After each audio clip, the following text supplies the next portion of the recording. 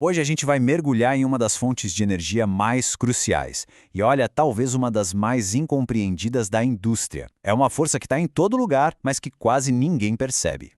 Para começar, queria lançar uma pergunta. Pensa aí em todas as contas de uma fábrica. Tirando a eletricidade, que a gente sabe que é a principal, qual seria o segundo maior custo? Muita gente chutaria água, talvez gás natural, né? Pois é, mas a resposta, e isso surpreende muita gente, é o ar. Mais especificamente, o ar comprimido. E aí fica a pergunta: como assim, se o ar é de graça? A questão é que o processo para transformar esse ar grátis numa força industrial gasta uma energia absurda. E isso torna um dos maiores custos operacionais que existem. Ok, seção 1, a força industrial invisível. Para a gente entender por que esse ar todo custa tão caro, primeiro a gente precisa sacar o tamanho da importância dele na indústria de hoje. Olha, essa citação aqui resume tudo perfeitamente. Ela coloca o ar comprimido não como uma ferramentinha qualquer, mas como uma utilidade básica, sabe? No mesmo patamar da eletricidade. É a energia que faz as ferramentas funcionarem, que aciona os controles, que move materiais. É, literalmente, a força vital de um monte de processos industriais. Beleza, seção 2. Como funcionam os compressores? Mas como é que o ar que a gente respira vira essa fonte de energia toda?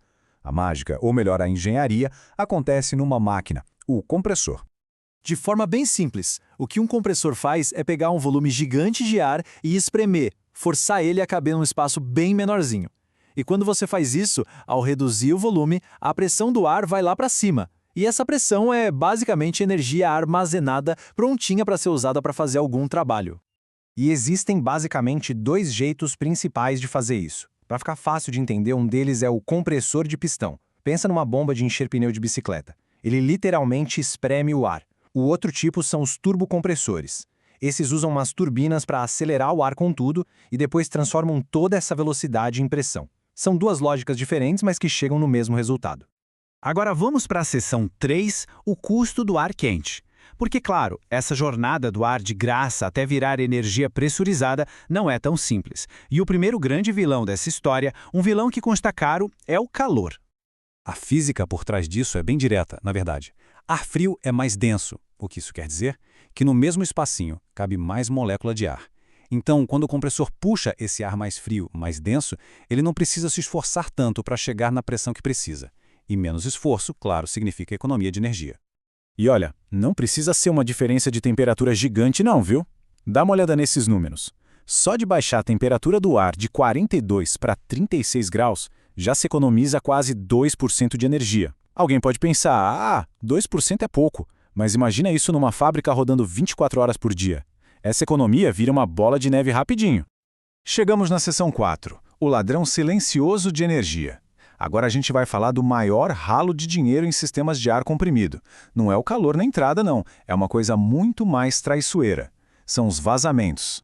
Esse gráfico aqui, ele mostra uma realidade que é sinceramente chocante. Em muitas fábricas, até 40% de todo o ar comprimido que é gerado simplesmente some.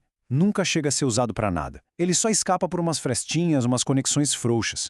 É a mesma coisa que pegar 40% da sua conta de energia e literalmente jogar pela janela. E o pior de tudo é que o custo desses vazamentos é desproporcional. Para entender o tamanho do estrago, vamos visualizar o impacto de uns furinhos bem, mas bem pequenos. Vamos começar com um furo de 1 milímetro. 1 milímetro.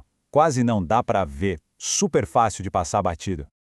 Pois é, esse furinho desperdiça a mesma energia que 3 lâmpadas de 100 watts ligadas o dia inteiro, todos os dias da semana, sem parar. É um gasto de energia contínuo e que ninguém vê. Ok, agora vamos aumentar um pouquinho esse problema. Imagina um furo de 3 milímetros. De repente, a energia que está indo embora equivale a 5 ferros de passar-roupa ligados no máximo o tempo todo. A perda de energia simplesmente dispara conforme o buraco aumenta. E para fechar, vamos pensar num furo de 5 milímetros, que, convenhamos, num chão de fábrica barulhento, ainda é algo pequeno, que pode muito bem passar despercebido. E aqui, a comparação fica absurda.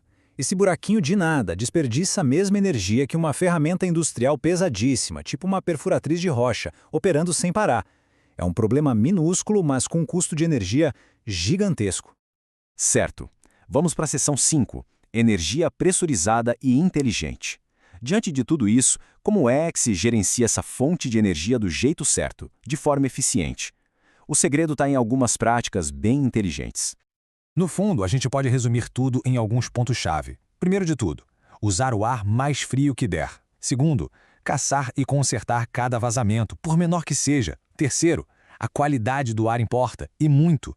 Ele precisa ser resfriado, limpo e seco depois de comprimido. E claro, nada disso funciona sem uma manutenção regular em dia. Isso tudo nos leva a uma reflexão final que é bem interessante. O ar que a gente respira é de graça, claro. Mas o ar comprimido industrial, isso é um produto, é algo fabricado. O custo dele não está na matéria-prima, está em toda a energia que foi gasta para comprimir, tratar e entregar esse ar. Então, no fim das contas, desperdiçar ar comprimido não é desperdiçar ar. É desperdiçar eletricidade, é desperdiçar o desgaste do equipamento, é desperdiçar todo o esforço que foi colocado para criar essa energia.